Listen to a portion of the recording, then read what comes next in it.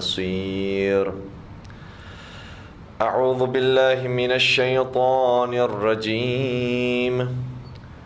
بسم الله الرحمن الرحيم. الحمد لله رب العالمين. الحمد لله الذي أحصى كل شيء عددا وجعل لكل شيء أمدا وقدر كل شيء تقديرا. ثم الصلاة والسلام على النبي الأمي العربي القرشي الهاشمي المكي المدني الأبتحي التهامي العبد المؤيد والرسول المسدد المصطفى الأمجد المحمود الأحمد حبيب إله العالمين أبي القاسم محمد.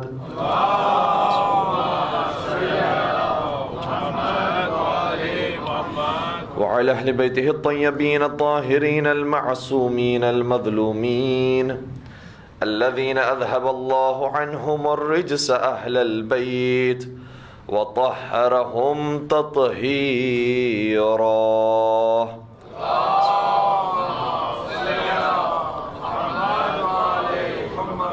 ولعنة الله على أعدائهم أجمعين.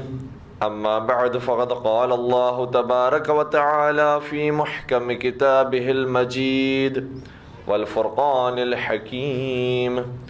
بسم الله الرحمن الرحيم. ربنا هب لنا من أزواجنا وذرياتنا قرة أعين وجعلنا للمتقین اماما. درود پڑھ دیجئے محمد و آل محمد پر.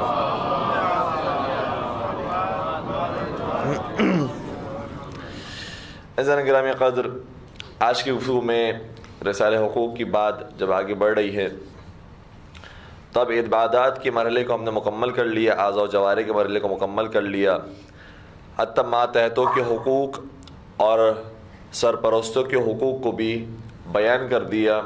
تو اب باری آئی ہے رشتہ داروں کے حقوق کی. اور اس رسالے کی خاص بات یہ ہے کہ ایک ایک حق کو الگ الگ اور جدا جدا بیان نہیں کیا ہے بلکہ حقوق کو ملا کر بیان کیا ہے. اور جب ہم رشتہ داروں کے حقوق کی بات کرتے ہیں تو اس کے اندر یہ بہت ضروری نقطہ ہوتا ہے، کیونکہ کبھی کبھار یہی ممبر سے ہی اور ان کی بھی کسی اعتبار سے مجبوری ہوتی ہے کہ ایک موضوع کو ایک ہی مجلس کے اندر مکمل کر پاتے ہیں. چنانچہ کبھی ماں باپ کے حق بیان ہو رہے ہوتے ہیں کسی مقام سے، اور کسی مقام سے بیوی اور زوجہ کے حقوق بیان ہو رہے ہوتے ہیں، اور کسی مقام سے اولاد کے حقوق بیان ہو رہے ہوتے ہیں. جب ماں باپ کے حق بیان کرنے کی باری آتی ہے تو زوجہ محروم ہو جاتی ہے، اور جب زوجہ کے حقوق بیان ہو رہے ہوتے ہیں تو ماں باپ محروم ہو جاتے ہیں. چنانچہ رسالہ حقوق کے اندر یہ سارے حق کو ایک ساتھ مولا سید سجاد امام زین العابدین علیہ السلام بیان فرما رہے ہیں.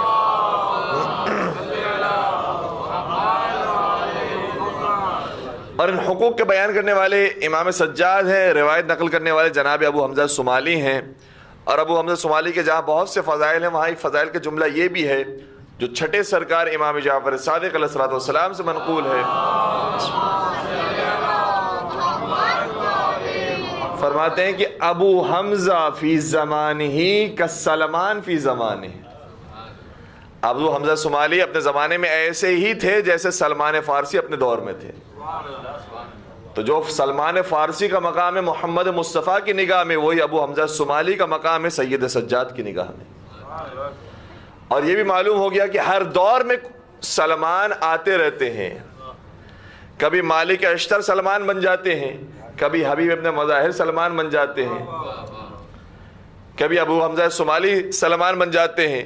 تو آج کا دور ہو یا اس سے پہلے والا دور ہو، ہر دور کے اندر سلمان بھی ملے ہیں، مسلمان بھی ملے ہیں.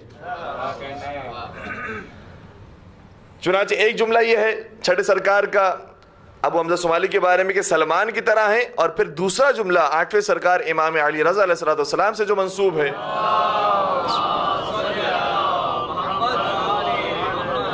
بیان فرماتے ہیں کہ ابو حمزہ صومالی فی زمانہ مثل لقمان فی زمانہ، ابو حمزہ صومالی اپنے زمانے میں ایسے ہی تھے جیسے جناب لقمان حکیم اپنے دور میں تھے۔ تو یہ مقام ہے ابو حمزہ صومالی کا، اور یہ ہے روایت نقل کرنے والے، امام سجاد بیان کرنے والے، یہ سننے والے اور روایت کو آگے بڑھانے والے، چونکہ ہر ایک میں ظرفیت نہیں ہوتی کہ وہ امام کے کلام کو برداشت کر سکے۔ کمیل زیاد ہوں تو پھر انہیں دعائے کمیل تعلیم دی جاتی ہے، ابو حمزہ صومالی ہوں تو انہیں دعائے سیر تعلیم دی جاتی ہے۔ ہر ایک کے اندر وہ ظرفیت نہیں ہوتی کہ برداشت کر سکے، لہذا رسالہ حقوق بھی وہ ہیں کہ جو ابو حمزہ صومالی کو تعلیم فرمائے ہیں۔ اور رسالہ حقوق میں اب جو بات آ گئی ہے عزیزوں کے حقوق کی، اقارب کے حقوق کی، رشتہ داروں کے حقوق کی، تو سب سے پہلی بات کی امام نے زوجہ کے حق کی۔ اب جیسے ہی میں نے یہ لفظ استعمال کیا، اب سب سے پہلے بات کی تو خود بخود درجہ بندی بننا شروع ہو گئی، لیکن محسوس کیجئے گا کہ یہ جو زوجہ کے حق کی بات کی ہے، آپ نے شاید کل کی گفتگو محسوس کیا ہوگا کہ آخری حق تھا غلام کا حق، غلام کے رائٹس کیا ہیں؟ تو غلام کے رائٹس جو آخری حق بیان کرنے والے تھے مولا، اس سے پہلے زوجہ کے حق بیان کیے، پھر غلام کا حق بیان کیا ہے، اور غلام کا حق بیان کرتے ہی پھر ماں کا حق بیان کیا ہے۔ یعنی اگر عزیزوں اور اقارب کی فہرست تیار کی جائے تو اس کے اندر ماں سب سے پہلے نمبر پر ہے، لیکن اگر بات غلام کے حق سے پہلے سے شروع کی جائے تو زوجہ سب سے پہلے ہے۔ گویا خود امام سجاد اشارہ کرنا چاہ رہے ہیں کہ مسئلہ بڑا سنگین ہے، کہ اگر ان کا نام پہلے آ گیا تو گویا ترتیب کے اندر وہ پہلے آ جائیں گی، لہٰذا وہ اپنے آپ کو مقدم سمجھیں گی، اور اگر ماں کا تذکرہ پہلے کیا گیا تو ماں اپنے آپ کو مقدم سمجھے گی، لہٰذا گویا دونوں برابر کے مقام پر اب یہ حق بیان ہو رہے ہیں۔ سب سے پہلے اب جب زوجہ کا حق بیان فرماتے ہیں تو بیان فرماتے ہیں کہ زوجہ کو پروردگار نے تمہیں اس لیے عطا کیا ہے تاکہ تم اس سے سکون حاصل کرو، اس سے انسیت حاصل کرو، اور یہ بھی ایک خاص بات ہے، ظاہر سی بات ہے کہ مرد نہیں جانتے کہ زوجہ کیا ارادے کیا خیالات رکھتی ہے، مرد نہیں جانتے کہ ماں کے احساسات کیا ہوتے ہیں، مرد نہیں جانتے کہ بیٹی کے احساسات کیا ہوتے ہیں، لہذا خود اس رسالے کے اندر ہمیں پتہ چلا ہے کہ اچھا دوسروں کے احساسات کیا ہوتے ہیں، زوجہ کا احساس کیا ہوتا ہے، ماں جو احساس کرتی ہے اپنے بیٹے کی نسبت وہ کیا کرتی ہے، باپ اپنے بیٹے کو کیسا سمجھتا ہے، یہ بھی بیان ہو رہا ہے۔ تو زوجہ جو انسان کو عطا ہوئی ہے پروردگار کی طرف سے نعمت ہے، یہ بھی اسی رسالے کا جملہ ہے، یہ خدا کی طرف سے نعمت ہے اور اس لیے عطا ہوئی ہے تاکہ تم اس سے انس رکھو اور سکون حاصل کرو، اور پھر بیان فرماتے ہیں کہ اس کا احترام اور عزت بھی کرو اور اس سے نرمی سے پیش آؤ، اپنے سارے گھر کو چھوڑ کر آئیے تمہارے لیے، لہذا اس سے نرمی سے پیش آؤ، اور پھر بیان فرماتے ہیں کہ اگر کہیں پر اس سے غفلت کا مظاہرہ ہو جائے تو اس سے تندی سے برخورد نہ کرو، کیونکہ اس کے بھی کچھ حقوق ہیں جو تمہاری گردن پر آتے ہیں، وہ اپنے سارے گھر کو تمہاری خاطر چھوڑ کر آئی ہے۔ جس آیت کریمہ کی تلاوت کا شرف میں نے سرنامہ کلام کے اندر حاصل کیا، اس کے اندر دعائیہ جملہ بڑا خوبصورت ہے، ارشاد فرماتے ہیں خدا کہ ربنا ہب لنا من ازواجنا وذریاتنا قرۃ اعین، خدا بندہ میری ازواج کو اور میری ذریات کو میری آنکھوں کی ٹھنڈک بنا دے۔ البتہ یہاں پر مفرد کا صیغہ نہیں آیا ہے، جمع کا صیغہ آیا ہے، یہ بھی عجیب بات ہے، ربنا ہب لنا من ازواجنا وذریاتنا، پالنے والے میری ازواج کو، اب میں اس بات کو زیادہ نہیں کھول رہا، اور میری اولاد کو میری آنکھوں کی ٹھنڈک بنا دے۔ یہ مشہور جملہ ہے کہ انسان اگر شادی کر لے تو ملینر ہو جاتا ہے، انسان اگر شادی کر لے تو ملینر ہو جاتا ہے اگر وہ پہلے سے بلینر ہو تو۔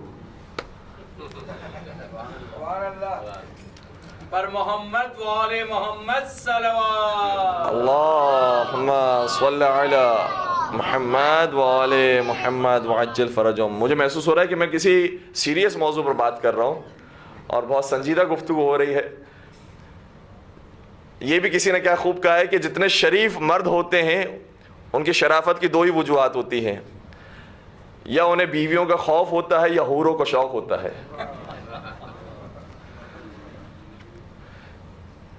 تو عرض یہ کرنے کا مقصد ہے کہ خدا نے بھی ارشاد فرمایا ہے کہ ازواج کو اور اولاد کو خدا نے آنکھوں کی ٹھنڈک قرار دیا ہے، اور پھر فوراً سے بیان فرمایا وَجَعَلْنَا لِلْمُتَّقِينَ إِمَامًا، اور خداوند میں دعا کرتا ہوں کہ ازواج اور اولاد یعنی فیملی لائف کی وجہ سے میں اتنا طاقت حاصل کر لوں کہ متقین کا میں سردار بن جاؤں۔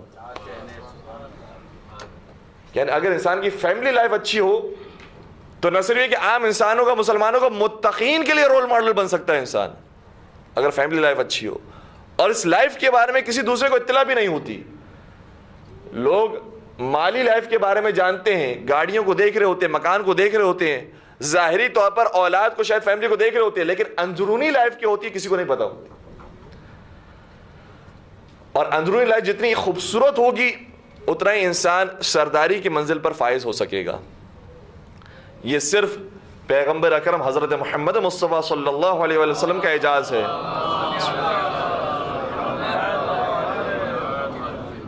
ہر قسم کی ازواج ان کے پاس موجود ہیں، کوئی خدیجہ طاہرہ جیسی ہے تو کوئی ان دو نبیوں کی ازواج جیسی ہے۔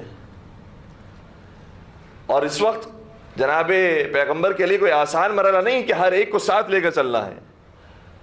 9 ازواج ایک وقت کے اندر موجود ہیں، جنگیں دوسری طرف ہو رہی ہیں، اصحاب فقر و فاقے کے اندر مبتلا ہیں، ایک سسٹم قائم کرنا ہے، حکومت قائم کرنی ہے، سارے معاملات ہیں جو پیغمبر اکرم برداشت کر رہے ہیں۔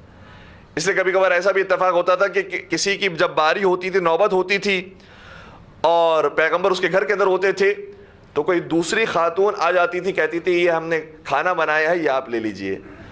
تو اندر سے وہ خاتون کہتی تھی کہ آج میری نوبت ہے اور تم میری نوبت میں کیوں آ گئی، لہٰذا اس کا برتن اسی وقت لے کر زمین پر مار کے توڑ دیتی۔ اور یہ پیغمبر برداشت کرنے میں مجبور ہوتے ہیں۔ اور وہاں پر اب روایت یہ کہتی ہے کہ پیغمبر نے جب یہ منظر دیکھا تو دونوں کو راضی کرنے کے لیے کیا خوبصورت طریقہ اختیار کیا۔ ایک طرف سے کہا کہ اے فلانا اگر یہ کام نہیں کرتی تو اچھا ہوتا، اور پھر جو ٹوٹا ہوا برتن تھا اس میں کھانا رہ گیا تھا اسے ایک انگلی سے لیا اور چکا اور کہا کہ بہت خوبصورت کھانا بنایا ہے تم نے۔ اس کے جذبات کی بھی قدر کی اور اسے بھی تعلیم دی ہے۔ یہ بہت مشکل مرحلہ ہوتا ہے فیملی لائف۔ اگر ایک انسان کو ایک رشتے سے تعلق برقرار رکھنا ہے تو بہت آسان ہے، سب کچھ قربان کرنے کے لیے تیار ہے، لیکن یہاں مسئلہ ہو جاتا ہے، جیلسی کا مسئلہ آ جاتا ہے۔ اگر سب کچھ قربان کر دیا اور ہر ایک کے لیے بھی قربان کیا تو یہ دیکھا جاتا ہے کہ کس کے لیے زیادہ کیا ہے، کس کے لیے کم کیا ہے۔ چنانچہ ایسے موقع پر سارے باہمی حقوق جب انسان کو معلوم ہو تو پھر انسان صحیح طریقے سے ان رسپانسبلٹیز کو ادا کر پاتا ہے۔ یہ زوجہ کا حق، اس کے بعد ماں کا حق، اس کے بعد ہم سارے حقوق کو بیان کرنے کے بعد پھر ہم نتیجہ پیش کرنے کی کوشش کریں گے۔ ماں کا حق کیا ہے؟ ماں کا حق بیان فرماتے ہیں مولا سید سجاد، بیان فرماتے ہیں کہ یاد رکھو ماں کا حق یہ ہے کہ دنیا میں کوئی حاضر نہیں تھا تمہارے لیے کہ تمہیں اپنے شکم میں رکھتا، صرف تمہاری ماں حاضر ہوئی۔ اور یہی سب سے بنیادی بات ہے۔ کبھی کبھار لوگ اولاد یہ شکایت کرتی ہے کہ ہمارے ماں باپ نے ہمارے ساتھ اچھا نہیں کیا، وہ اپنی دنیا میں مگن ہو گئے، نفسا نفسی کا عالم ہے، انہوں نے اپنی دنیا بسا لی ہے۔ اگر سارے کام کر لیے ہیں، غلط کیا ہے اولاد کے ساتھ، لیکن کم از کم اتنا احسان تو تمہارے اوپر کیا ہے کہ وہ درد جو کسی نے برداشت نہیں کیا وہ تمہاری ماں نے برداشت کیا۔ اور اب اس کے اندر بہت زیادہ درجہ بندی ہے۔ ماں کے جو جذبات ہیں، ہر ایک کی ماں ایک جیسی نہیں ہے، ہر ایک کی اولاد ایک جیسی نہیں ہے، ہر ایک کا باپ ایک جیسا نہیں ہے۔ اب اگر میں ایک زاویے سے گفتگو کروں گا تو شاید کہیں گے کہ ہماری ماں ایسی نہیں ہے، ہمارے باپ ایسے نہیں ہیں، لیکن یہ بنیادی بات ہے کہ ہر ایک کے ماں باپ کم از کم اس حد تک ہیں کہ آمادہ ہوئے ہیں کہ بچے کی پیدائش ہو۔ اور پھر بیان فرماتے ہیں کہ یہی وہ واحد خاتون تھی کہ جو تمہیں کھانا کھلاتی تھی اور خود بھوکی رہتی تھی، تمہیں سیراب کرتی تھی، خود پیاسی رہتی تھی، تمہیں اچھے کپڑے پہناتی تھی تاکہ تم سردی اور گرمی سے محفوظ رہو اور خود سردیاں برداشت کرتی تھی، اور یہی تھی کہ جب تم راتوں میں اٹھا کرتے تھے تو اپنی میٹھی میٹھی نیند قربان کر دیا کرتی تھی۔ کبھی کبھار اولاد یہ سمجھتی ہے کہ ہمارے ماں باپ بہت ضعیف ہو گئے ہیں، بیمار ہو گئے ہیں، انہیں مختلف بیماریاں لگ گئی ہے. اگر حقیقت معلوم کی جائے تو بیماریوں میں سے اکثریت کی وجہ اولاد ہوتی ہے. اولاد اگر اس بات کو محسوس کرنے لگے کہ جو میرا باپ اتنا بیمار ہو گیا ہے، میری ماں اتنی ضعیف ہو گئی ہے، بیمار ہو گئی ہے، اس میں سے اکثر وجوہات ہماری ہی وجہ سے ہے، اولاد کی وجہ سے ہے. اور پھر ماں کے حقوق بیان کرنے کے بعد اب باپ کا حق بیان کرتے ہیں. فرماتے ہیں کہ باپ کیا سوچتا ہے انسان کے بارے میں. فرماتے ہیں کہ باپ وہ ہے جو تمہاری بنیاد اور تمہاری جڑ ہے، اگر وہ نہ ہوتا تو تم نہ ہوتے. توجہ ہے، اگر وہ نہ ہوتا تو تم بھی نہ ہوتے. اور یاد رکھو اگر تم نے کوئی مقام حاصل کیا ہے تو کبھی مقام پر گھمنڈ نہ کرنا، غرور و تکبر میں مبتلا نہ ہو جانا کہ میں اپنے باپ سے آگے نکل گیا. اور آج کل یہی ہے، باپ سے اولاد آگے نکل جاتی ہے، زیادہ بہتر طریقے سے کاروبار کرتی ہے، تجارت کرتی ہے، نوکری کرتی ہے، زیادہ پیسے کماتی ہے. کہ خبردار یہ تصور اپنے ذہن میں نہ لے کر آنا کہ تم باپ سے آگے بڑھ گئے، کیونکہ تم جو آگے بڑھے ہو وہ باپ ہی کی تربیت تھی جس سے تمہیں آگے بڑھایا ہے. اگر وہ نہ ہوتا تو تم میں یہ کمالات نہیں پیدا ہو سکتے تھے. اور پھر یہ عجیب جملہ ہے جو اب جا کر مولا سید سجاد بار بار بیان فرماتے ہیں، لا حول ولا قوت الا باللہ. ان کے حق ادا کرنے میں خدا سے قوت مانگنا، خدا سے طاقت حاصل کرنا. کیونکہ نمازیں تو انسان جتنی پڑھنا چاہے پڑھ سکتا ہے، کوئی مسئلہ نہیں ہے، روزے جتنا رکھنا چاہے رکھ سکتا ہے، لیکن جب یہ حقوق انسانوں کے حقوق کے بالخصوص رشتہ داروں کے حقوق کی بات آ جاتی ہے تو اب اتنا نازک مرحلہ ہوتا ہے کہ ذرا اگر کسی اور کی خدمت کر دی تو دوسرے ناراض ہو گئے، ان کی خدمت کر دی تو یہ ناراض ہو گئے. کہ خدا سے قوت حاصل کرتے رہنا، مدد طلب کرتے رہنا. اس کے بعد اولاد کا حق بیان کرتے ہیں. فرماتے ہیں کہ اولاد کے بارے میں یاد رکھو کہ اس کی ایسی تربیت کرنا کہ وہ نیک سیرت اور نیک اخلاق ہو، کیونکہ وہی کائنات میں واحد شخص ہے کہ جو تم سے منسوب ہے. اس کو جیسا دیکھیں گے دنیا والے کہیں گے اس کا باپ ویسا تھا. اور میں تو آپ کی خدمت میں عرض کروں کہ ہم تو امام کے ماننے والے ہیں، ان کے چاہنے والے ہیں. چاہنے والوں کو دیکھ کر پتہ چلتا ہے کہ امام کیسا تھا. محمد ابن مسلم بہت زیادہ احادیث روایات نقل کی انہوں نے اور اصحاب اجماع کے اندر شامل ہیں. محمد ابن مسلم بہت بڑے صحابی ہیں، لیکن ایک مرتبہ جب کوفے کے اندر کسی نے کہا محمد ابن مسلم جعفری، یہ کوفی ہونے کے باوجود کسی نے کہا یہ جعفری ہے کیونکہ امام جعفر کے چاہنے والے تھے، تو رونے لگے، گریہ کرنے لگے. کہا کہ کہاں جعفر صادق اور کہاں میں جعفری، وہ کہاں اور میں کہاں. تو لوگ ہمیں اور آپ کو دیکھ کر فیصلہ کرتے ہیں کہ جعفری کیسے ہیں، امام جعفر کیسے ہوں گے. ہمیں اور آپ کو دیکھ کر فیصلہ کرتے ہیں کہ امام حسین کیسے ہوں گے، مولا متقیان کیسے ہوں گے. تو بچہ اور اولاد وہ ہے کہ جسے لوگ دیکھتے ہیں تو باپ کا پتہ چلتا ہے کہ اس کا باپ کیسا ہے. باپ منسوب ہے، اولاد منسوب ہے اپنے باپ کے ساتھ. پھر بیان فرمایا کہ باپ اپنے بیٹے کی ایسی تربیت کرے کہ جب بیٹا جوان ہو تو کوئی اسے برا بلا نہ کہے، اور اگر اسے برا کہا جا رہا ہے تو یہ اسے نہیں کہا جا رہا، خود تمہیں ہی کہا جا رہا ہے. لہذا توجہ دینا ایسی تربیت پر کہ جو اس کے لیے پسند کرتے ہو گویا اس کے لیے پسند نہیں کرتے، اپنے لیے پسند کرتے ہو. اولاد کے حقوق بیان کرنے کے بعد پھر بھائی کا حق بیان فرمائے، اور یہاں پر بعد رشتہ داروں کے حقوق کی مکمل ہو جائے گی. فرماتے ہیں اور بھائی کا حق یہ ہے کہ بھائی کو اپنا زور بازو سمجھو، اپنا کمپٹیٹر نہ سمجھو، زور بازو سمجھو. اگر اسے اس کی مدد کرتے رہے وہ تمہاری مدد کرتا رہے گا، اور اس طریقے سے تم دونوں تقویت حاصل کرو گے. لہذا بھائی کو اپنا زور بازو بنا لو، اس کی جتنی مدد کر سکتے ہو مدد کرو. یہ یہاں پر آ کر حقوق مکمل ہو جاتے ہیں. اور اب میں آپ کی خدمت میں آیے کریمہ پیش کروں کہ جس سے اندازہ ہو کہ یہ حقوق ادا کرنا کتنا سخت مرحلہ ہے. ایک درود پڑھ دیجیے گا محمد و آل محمد پر.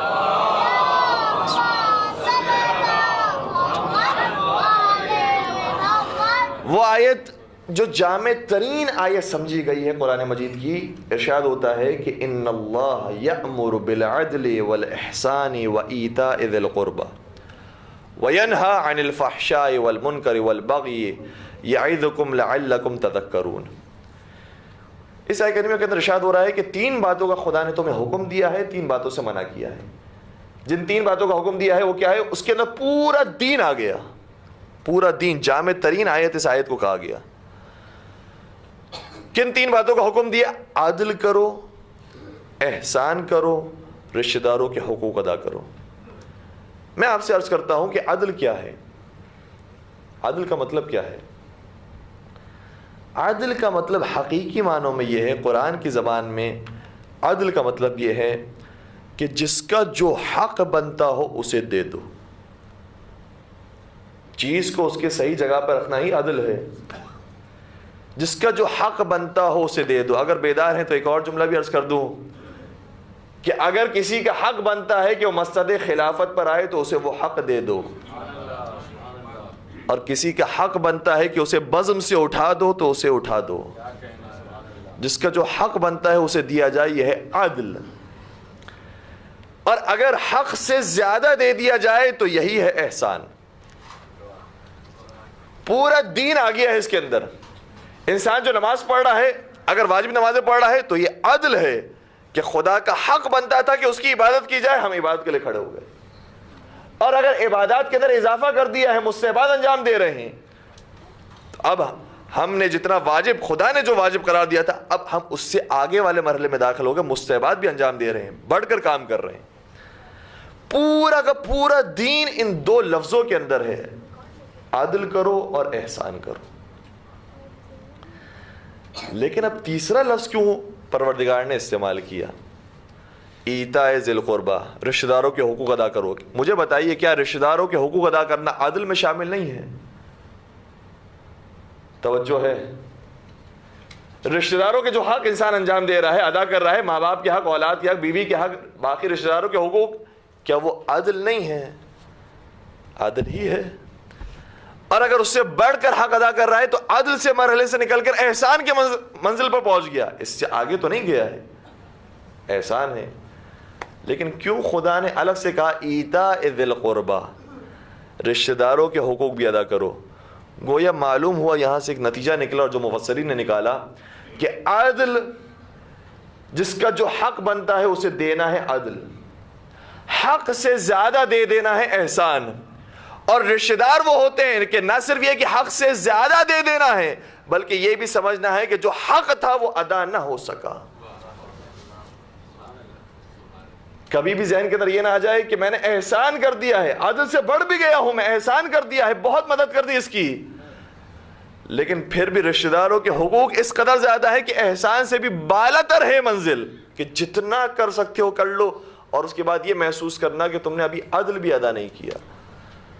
اور یہ ہمیں درس دیا ہے فرزند رسول صادق امام جعفر صادق علیہ السلام نے۔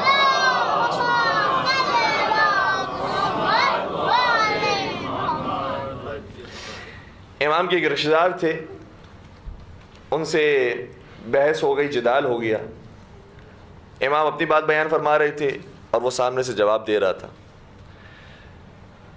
لوگ بھی وہاں پر موجود تھے، ایک نزاع کی کیفیت قائم ہو گئی۔ امام نے کہا کہ تم جو کہتے ہو تم ہی صحیح ہو، اور یہ کہہ کر وہاں سے نکل گئے تاکہ نزاع زیادہ برپا نہ ہو۔ جب لوگ چھٹ گئے، لوگ چلے گئے، یہ بھی اپنے گھر چلا گیا۔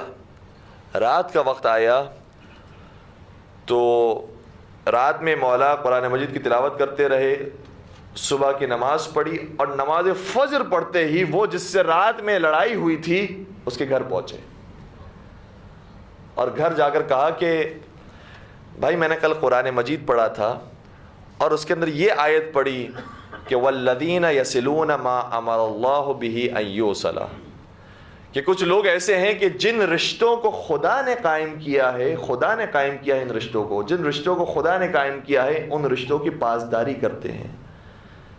کیونکہ تیرا رشتہ مجھ سے خدا نے قائم کیا ہے، میں چاہتا تھا کہ اس آیت کے زمرے میں شامل ہو جاؤں، اس لیے تیرے پاس آیا ہوں کہ تو جو مجھ سے مانگتا ہے مانگ، میں تجھے دینے کے لیے تیار ہوں۔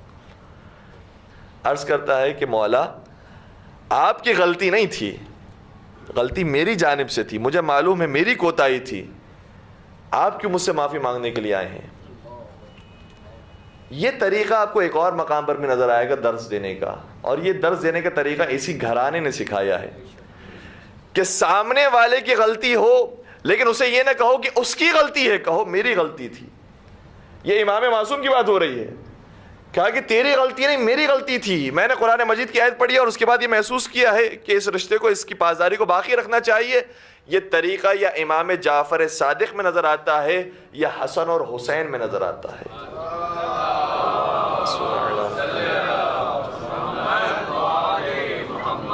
کہ جب بوڑھے کو دیکھ رہے تھے کہ یہ غلط وضو کر رہا ہے تو یہ نہیں کہا کہ تیرا وضو غلط ہے، تو نے غلط کیا ہے. کہا کہ ہم دونوں میں سے دیکھ لیں کس کا وضو زیادہ صحیح ہے. جب وضو مکمل ہوا تو بوڑھے نے کہا کہ اے بچوں، تمہارا وضو غلط نہیں تھا، وضو میرا غلط تھا اور تم نے اصلاح کر دی. پر محمد و آل محمد صلوات. اللہم صلی علی محمد و آل محمد وعجل فرجہم. تو جب یہ حقوق ملتے ہیں تو بہت سخت ہوتا ہے انسان کے لیے اس کی ادائیگی کرنا. ہر مقام کو، ہر چیز کو اس کی جگہ پر رکھنا بہت سخت ہو جاتا ہے، اور واقعی انسان کی زندگی گزر جاتی ہے اس چیز کے اندر کہ زوجہ کے حقوق بھی انسان صحیح طریقے سے انجام دے، ماں باپ کے حقوق بھی انجام دے، اور اولاد کے حق کو بھی صحیح طریقے سے انجام دے. البتہ اس کے اندر اب کئی ساری باتیں ہیں کہ جو حالات کی وجہ سے اور مجمع کی وجہ سے میں عرض نہیں کر رہا. انشاءاللہ کہیں اور فرصت ہوئی تو آپ کی خدمت میں عرض کروں گا. بس اگر خدیجہ طاہرہ کی طرح زوجہ ہو تو پھر نہ صرف یہ کہ پیغمبر خوش اور راضی ہوتے ہیں بلکہ اللہ بھی راضی ہو جاتا ہے. اور پھر یہ آیت نازل کرتا ہے کہ الم یجدک یتیما فآوی ووجدک عائلا فاغنی. اے حبیب، جب ہم نے آپ کو یتیم پایا تو کیا آپ کو پناہ نہیں دی، اور جب آپ کو فقیر اور مسکین پایا تو کیا آپ کو غنی نہیں بنا دیا. یہ عجیب انداز ہے قرآن مجید کا. کون کہہ رہا ہے کس نے غنی بنایا؟ خدا کہہ رہا ہے قرآن مجید کے اندر کیا ہم نے غنی نہیں بنا دیا، جبکہ غنی بنایا ہے مال خدیجہ کے ذریعے. توجہ رکھیے گا. خدا یہ کہہ رہا ہے کہ کیا تم کو جب ہم نے یتیم نہیں پایا اس وقت تمہاری کفالت نہیں کی اور تمہیں پناہ نہیں دی، جبکہ خدا نے خانہ کعبہ میں کفالت نہیں دی ہے. ابو طالب نے اپنے گھر کے اندر پالا ہے. یہ نہیں کہا کہ جناب ابو طالب نے تمہیں پالا، جناب خدیجہ کے مال سے مدد ہوئی. کہا ہم نے یہ کام کیا ہے. یہ انداز یا یہاں نظر آتا ہے یا وہاں نظر آتا ہے کہ جب پیغمبر نے کنکریاں پھینکی تھیں تو نہیں فرمایا کہ پیغمبر تم نے پھینکی ہے، کہا ما رمیت اذ رمیت ولکن اللہ رما. اے حبیب، آپ نے کنکریاں نہیں پھینکی ہیں، اللہ نے پھینکی ہے. جب مقصد اللہ ہو جائے تو پھر انسان کا ہاتھ نہیں رہتا، وہ ید اللہ بن جاتا ہے. اگر مقصد خدا ہو تو پھر مال خدیجہ کا مال نہیں رہتا، مال خدا ہو جاتا ہے. اور جب مقصد خدا ہو تو پھر کفالت ابو طالب نہیں ہوتی، کفالت خدا ہوتی ہے. درود پڑھ دیجئے محمد و آل محمد.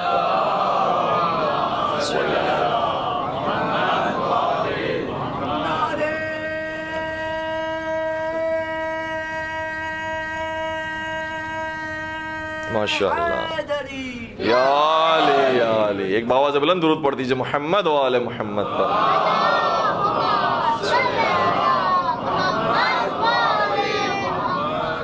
اور پیغمبر گرامی کا جملہ ہے باقاعدہ، ما قام ولا استقام دینی الا بمال خدیجہ و سیف علی ابن ابی طالب. دین اگر قائم ہوا ہے اور باقی رہا ہے تو صرف دو وجہ سے، ایک مال خدیجہ سے، ایک تلوار علی ابن ابی طالب سے. اگر یہ دو چیزیں نہ ہوتی تو میں چاہتا بھی دین کو پھیلانا تو دین نہ پھیل پاتا. یہ پیغمبر کا جملہ ہے، ما قام ولا استقام. دین مستقیم ہی نہیں ہو سکتا تھا، کھڑا ہی نہیں ہو سکتا تھا اگر ان دونوں کی مدد نہ ہوتی. تو عزیزو، خدیجہ طاہرہ کی مثال بھی قرآن مجید کے اندر موجود ہے، اور پھر سورہ تحریم کی آیتیں ہیں. ارشاد رب العزت ہو رہا ہے کہ ضرب اللہ مثلا للذین کفروا امرأۃ نوح وامرأۃ لوط كانتا تحت عبدین من عبادنا الصالحین فخانتاهما فلم یغنی عنہما من اللہ شیئا وقیل ادخلا النار مع الداخلین. یہ میں نے آیہ کریمہ تو پیش کر دی لیکن اس کا ترجمہ کرنا آسان کام نہیں ہے. توجہ رکھیے گا، قرآن مجید یہ کہہ رہا ہے کہ ہم مثال دے رہے ہیں کافروں کے لیے، کس کی مثال؟ جناب نوح کی زوجہ کی اور جناب لوط کی زوجہ کی. یہ نبی پیغمبر کی زوجہ ہیں، یہ نبی خدا کی زوجہ ہیں، لیکن اس کے باوجود مثال کس کے لیے ہے؟ کافروں کے لیے ہے. آگے قرآن یہ کہتا ہے کانتا تحت عبدین من عبادنا الصالحین، یہ دونوں عورتیں وہ تھیں کہ جو ہمارے نیک بندوں کے نیچے تھی، زیر سرپرستی تھیں. یعنی یہ بھی پتہ چل گیا کہ یہ کہیں اور نہیں تھی، پیغمبر کے ساتھ تھی. ملاتے جائیے گا بات کو، نزدیک تھی، ان کی ہمراہ تھی، ان کے ساتھ ساتھ رہنے والی تھی. کانتا تحت عبدین من عبادنا الصالحین، لیکن ایک خرابی جو پیدا ہوئی وہ کیا ہوئی؟ فخانتاہما، لیکن ان دونوں نے اپنے شوہر سے خیانت کی. اگر نبی خدا سے کوئی خیانت کر لے تو پھر رشتے ختم ہو جاتے ہیں. زوجہ نبی بھی ہو تو وہ زوجہ نبی نہیں رہتی. قرآن مجید نے کہا فلم یغنی عنہم اللہ شیئا، تو پروردگار ان دونوں سے بے نیاز ہو گیا. وقیل ادخلوا النار مع الداخلین، اور ان دونوں عورتوں کو حکم دیا جائے گا کہ جہنم میں جانے والوں کے ساتھ تم بھی چلے جاؤ. پھر کوئی رعایت نہیں دی جائے گی، کس سے رشتہ ہے، کس سے تعلق ہے، یہ نہیں دیکھا جائے گا. نسبتیں ساری ٹوٹ جائیں گی اگر خیانت کرنے والی ہوں. اور پھر بیان فرمایا وضرب اللہ مثلا للذین آمنوا امرأة فرعون، اور ہم بیان کر رہے ہیں مومنوں کے لیے مثال فرعون کی زوجہ کی. فرعون کی زوجہ کی مثال ہے، توجہ رکھیے گا. جب کافروں کے لیے مثال بیان کی تو دو خواتین کی مثال بیان کی، جب مومنین کے لیے مثال بیان کی تو ایک خاتون کی مثال بیان کی. اب میں کتنا نزدیک کروں بات کو. خدا کے پاس پوری تاریخ بشریت، تاریخ انبیاء موجود ہے.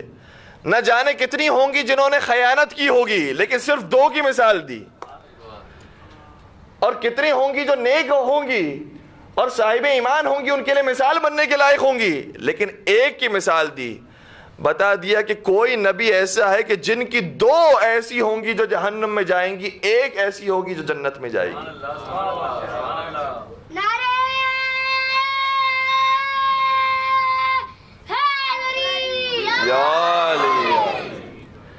تو فرعون کی زوجہ کو مثال بنایا ہے مومنین کے لیے. اور یہ بھی عجیب انداز ہے.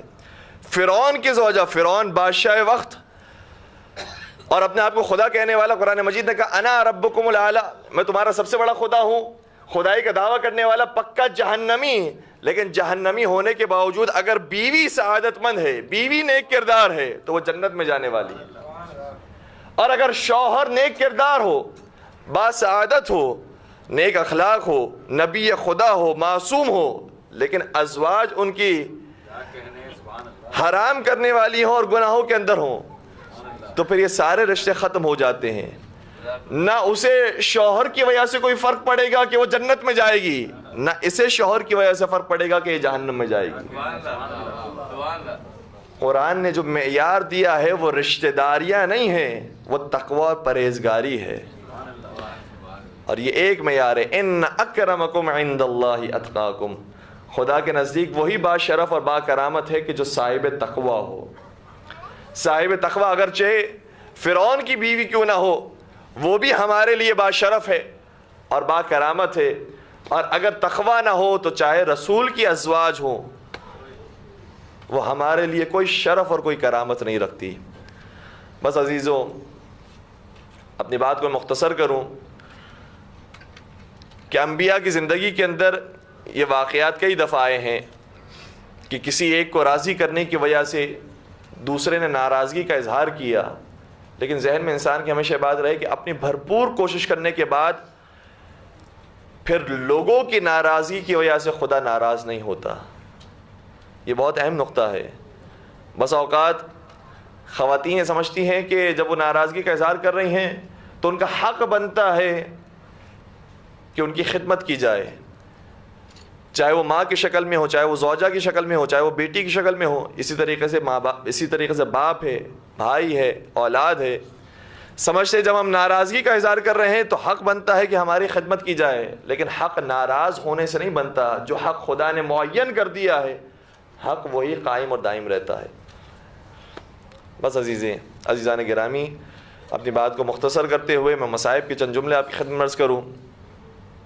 40 سے ہم قریب ہوتے جا رہے ہیں، کئی سارے لوگ ایسے ہیں کہ جو زیارت پر جا رہے ہیں۔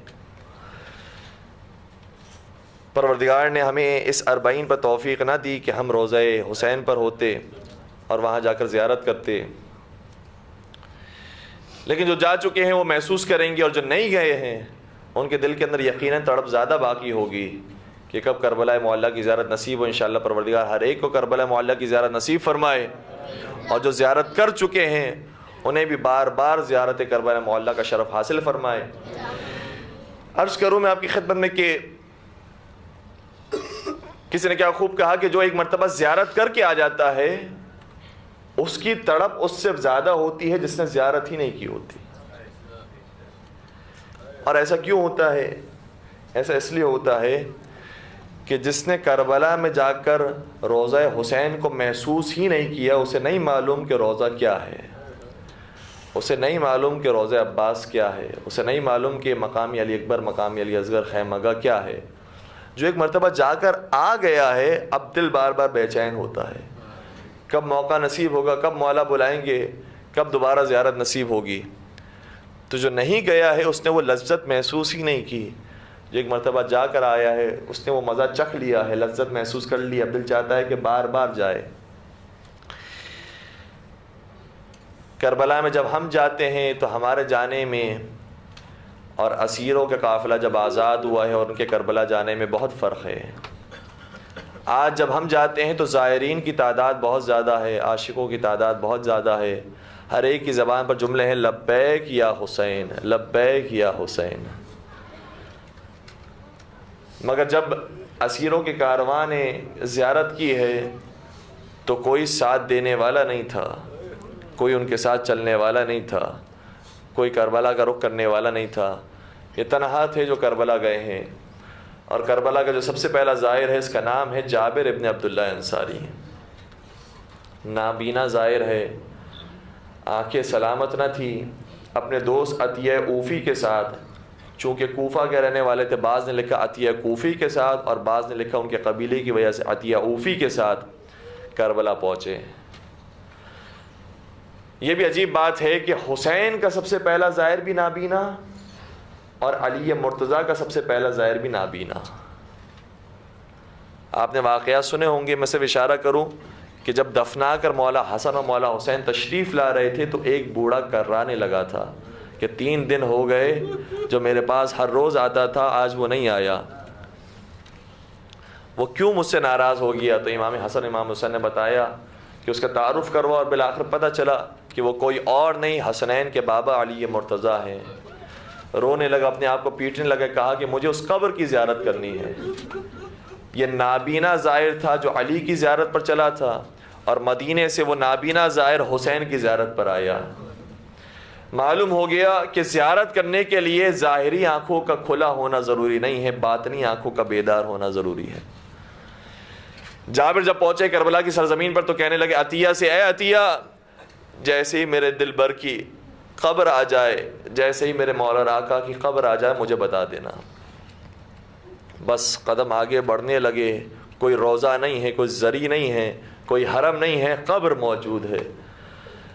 قریب جیسے ہی پہنچے عطیہ نے کہا نواز رسول حسین مظلوم کی قبر آ گئی۔ اجرکم علی اللہ، اجرکم علی اللہ۔ جیسے قبر حسین کا سنا، جابر نے اپنے سارے وجود کو قبر پر گرا دیا، پورے وجود کے ساتھ قبر سے چمٹ گئے اور رونے لگے کہ اے میرے دوست، اے میرے حبیب، اب تمہیں دوست پکارتا ہے تو اسے آواز نہیں دیتے، اسے جواب نہیں دیتے، کیا ہو گیا تمہارے ساتھ؟ پھر خود ہی جواب دینے لگے۔ کیسے وہ شخص جواب دے کہ جس کے سر کو تن سے جدا کر دیا گیا ہو؟ کیسے وہ آواز دے کہ جس کی گردن کو جدا کر دیا گیا ہو؟ وہ کیسے جواب دے سکتا ہے؟ اور یہ کہتے جا رہے تھے یہاں تک کہ غش آ گیا۔ اور جیسے جابر کو غش آیا، عطیہ کہیں سے پانی کا انتظام کر کے لائے، پانی کا چھڑکاؤ کیا۔ جیسے ہی جابر بیدار ہوئے 3 مرتبہ کہا یا حسین یا حسین یا حسین، اور جیسے تیسری مرتبہ کہا دوبارہ غش آ گیا۔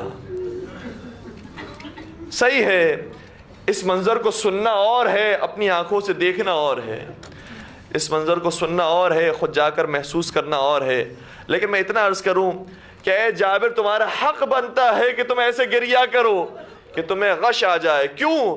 کیونکہ جابر آپ وہ ہیں کہ جنہوں نے رسول اللہ کا زمانہ دیکھا ہے، آپ نے اپنی آنکھوں سے دیکھا ہے کہ پیغمبر جب خطبہ دے رہے ہوتے تھے اور حسین تشریف لاتے تھے تو خطبہ چھوڑ دیتے تھے، حسین کو اپنی آغوش میں بٹھاتے تھے۔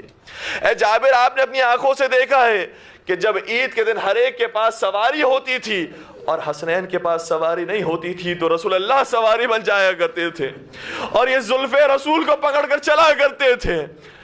اے جابر تمہیں زیب دیتا ہے کہ ایسے گریا کرو، کیونکہ تم نے دیکھا ہے کہ رسول جب نماز پڑھے ہوتے تھے اور سجدے میں چلے جاتے تھے تو حسین کبھی رسول کی دوش پر سوار ہو جاتے تھے، اور جب حسین آ جاتے تھے تو رسول اپنے سجدے کو طولانی کر دیا کرتے تھے، یہاں تک کہ خود حسین پشت رسول سے ہٹ جایا کرتے تھے۔ اے جابر تمہارا حق بنتا ہے کہ ایسے گریا کرو، کیونکہ تم جانتے تھے کہ فضائل حسین کیا ہے، تم جانتے تھے کہ عظمت حسین کیا ہے، لہذا تمہارا حق بنتا ہے کہ تم ایسے گریا کرو کہ بے ہوش ہو جاؤ۔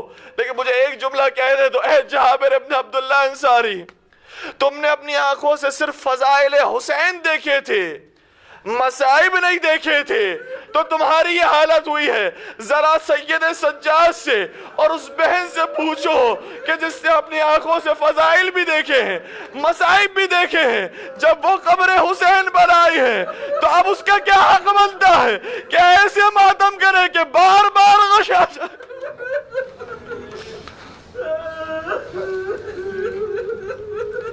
اجرکم علی اللہ، اجرکم علی اللہ۔ اب تھکے تو نہیں ہیں، 40 سے ہم قریب ہوتے جا رہے ہیں، حوصلہ تو رکھتے ہیں کہ زہرا کی بیٹیوں کا ماتم کریں، سنیں کہ زہرا کی بیٹیوں پر کیا گزری ہے۔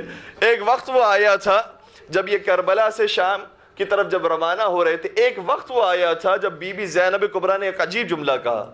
شہزادی زینب کبریٰ پر بڑے مظالم ڈھائے گئے ہیں، چادر چھن گئی، خیمے جلا دیے گئے، بار بار ظالم نیزوں کی انی مارا کرتے تھے، بار بار سروں کو دکھایا کرتے تھے، بار بار اونٹ سے اتارا کرتے تھے، اور کبھی بچیوں کو گرایا کرتے تھے، کبھی اونٹ کو دوڑایا کرتے تھے۔ یہ سارے وہ مظالم تھے جو اس راستے میں طے کیے ہیں بی بی نے۔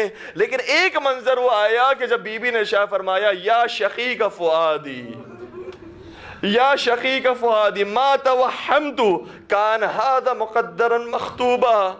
یہ کب جملہ ارشاد فرمایا؟ یہ اس وقت ارشاد فرمایا جب بی بی نے سر حسین کو دیکھا، جب حسین کے کٹے سر کو دیکھا نو کے نیزہ پر، تو جملہ ارشاد فرمایا، کیا فرمایا؟ فرمایا کہ تیری بہن کو کبھی یہ گمان نہ تھا، کبھی یہ گمان نہ تھا کہ اپنے بھائی سے کبھی ایسے بھی ملاقات ہوگی کہ بہن کا سر کھلا ہوگا، تیرا سر نو کے نیزہ پر جدا ہوگا۔ یہ کبھی بہن نے نہ سوچا تھا کہ بھائی سے ایسے بھی ملاقات ہوگی۔ یہ پورا سفر طے کرنے کے بعد جب کربلا یہ بہن دوبارہ پہنچی ہے، اب اس بہن کو کوئی قبر سے جدا نہ کرے، یہ قبر سے چپٹ گئی ہے، قبر پر روتے جا رہی ہے۔ جب بہت گریا ہو گیا تو ایک مرتبہ سوال کیا، بیٹا سجاد یہ پہلو میں کس کی قبر موجود ہے؟ جنہوں نے کربلا کی زیارت کی ہے محسوس کریں گے، حسین کی زری 4 کونوں کی نہیں 6 کونوں کی ہے، امام رضا کی زری 4 کونوں کی ہے، امام عسکریین کی زری 4 کونوں کی ہے، امام کاظمین کی زری 4 کونوں کی ہے۔ یہ واحد زری ہے جس کے 4 کونے نہیں 6 کونے ہیں۔ ایک مرتبہ بی بی نے سوال کیا یہ پہلو میں کس کی قبر ہے؟ کہا یہ حسین کے علی اکبر کی قبر۔ اکبر پر ماتم کرنا شروع کیا، پھر ایک مرتبہ دوسری قبروں کو دیکھا، کہا یہ کن کی قبر ہے؟ ایک ایک کا نام بتانا شروع کیا۔ جب ساری قبریں دیکھ لی، ایک مرتبہ زینب نے سوال کیا، کہیں عباس کی قبر نظر نہیں آتی؟ مجھے بتاؤ میرے عباس کو کہاں دفنایا گیا؟ بیٹا سجاد کہنے لگے، پھوپھی اماں، چچا عباس جب فرات میں پانی پانی لینے کے لیے گئے تھے وہی شہید ہوئے، وہی ان کی قبر بنائی گئی۔ زینب قبر حسین کو چھوڑ کر قبر عباس میں جاتی ہے، عباس اگر تم زندہ ہوتے تو ہماری چادریں نہ بچیوں کو تماچے نہ لگتے۔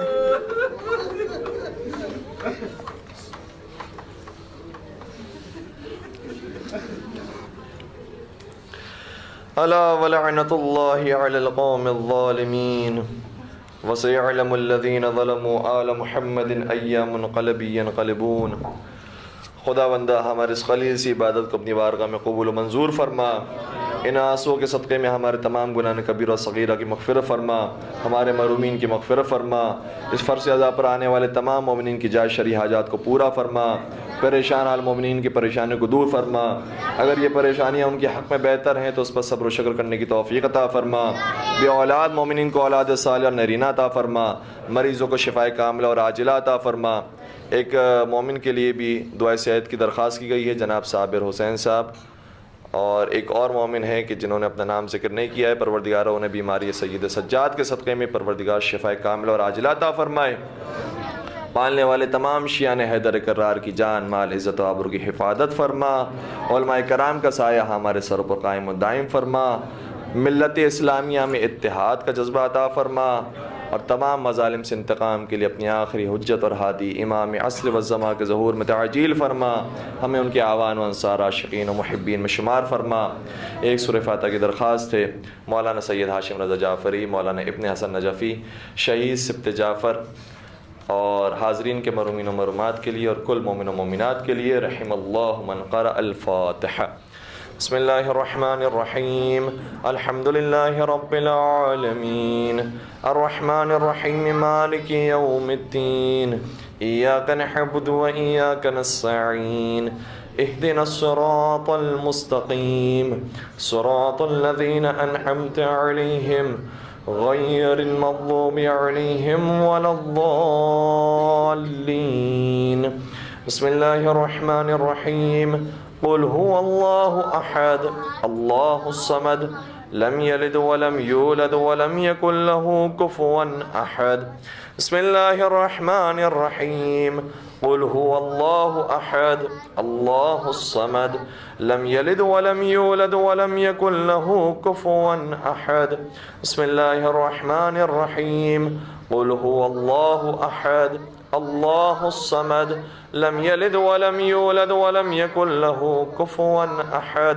اللهم اغفر للمؤمنين والمؤمنات والمسلمين والمسلمات الأحياء منهم والأموات، تابع بيننا وبينهم بالخيرات إنك مجيب الدعوات، إنك على كل شيء قدير، برحمتك يا أرحم الراحمين۔